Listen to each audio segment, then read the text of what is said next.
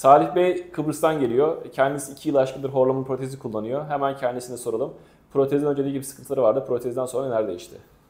Protezden önce uyku sıkıntılarım çoktu. Horlamalar felaketti. Araba sürerken uykum gelirdi. Arabayı kenara çekmek zorunda kalırdım.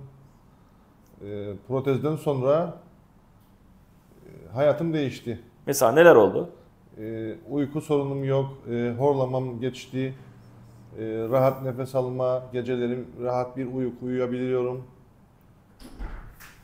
Peki sizce protezi kullanmak zor mu, kolay mı?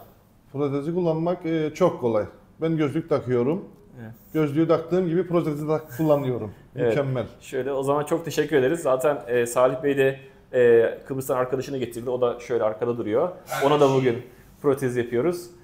Artık bir sonraki kontrolde görüşmek üzere. Teşekkür ederiz. Biz teşekkür ederiz.